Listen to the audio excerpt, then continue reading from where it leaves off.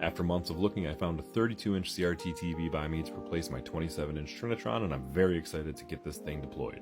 I wasn't able to test it when I picked it up, so this is my first time plugging it in, and one thing I noticed was that it didn't come with a remote, and I can't get to the inputs for it, which is a huge bummer because I needed to be able to test this. But wait, I have this flat screen by Sylvania as well that did come with a remote. So let's go ahead and see if the remote for that works for this TV, so I can go ahead and get to the composite and component inputs. Taking a look at the remote here, we've got the input select on the top right, so here we go, and boom, look at that, video 1, we can do it! I went ahead and hooked up my Super Nintendo, which is RGB modded, so I'm using some HD Retrovision component cables where I have it on this TV as well as the Trinitron at the same time to see what the colors look like. I've got that one tuned in a little bit more. This one I haven't done anything to, and I have to say the picture already looks super good. Let's get this thing in. Now, I love the way I have my system set up. The problem is that if I want to do any maintenance to this, adding new systems, putting in new cables, running anything like that, I have to move a lot of stuff off before I can. Which, I mean, could be a worse problem, but I just want to make sure any of these collectibles don't fall off as I move them. And these sliders are going to help a ton too, especially when we move this one out. Look how simple that is. I can just use my fingertips essentially to move this. Yeah, I know we usually talk about retro gaming and stuff, but I can't recommend those floor sliders enough if you have a setup like mine.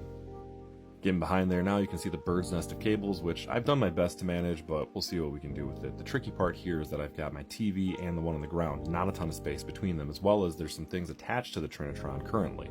Those being my power bricks for the Wii and my Xbox 360, as well as the AV switcher. We're going to have to pull those off. Thankfully, the new TV has some handles on it, which is great, and I think it weighs about the same as the Trinitron, but the problem is the Trinitron does not have any handles, so we're going to kind of have to just squeeze and hold as we pull this off. After unplugging everything, moment of truth, we're going to go ahead and pull this out. Thankfully, I didn't crush my toes, and then we got everything moved back where it needs to be for now to get the next TV put in. Thank goodness for those handles. It made putting this in a lot easier, but I ran into a problem here. It's just barely too tall to get in underneath the top slat there. I measured this multiple times, but I didn't realize that it might just have a little bit of extra with the feet, but after pushing down on the plastic, we were able to get this pushed in.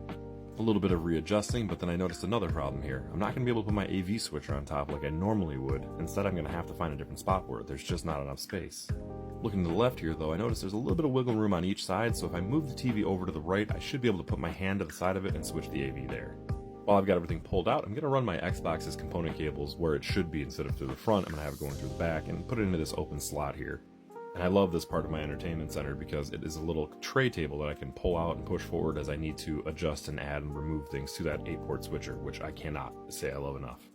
Got all the power hooked up in a much better configuration than I had before, and now it is time to take a look, and oh boy, this is a beauty. I did sacrifice some setting features that the Sony has over the Sylvania. There's just not a lot of fine tuning that you can do with it, but the colors look super good on this. I mean, this is just a Super Nintendo through component cables, for instance, right here.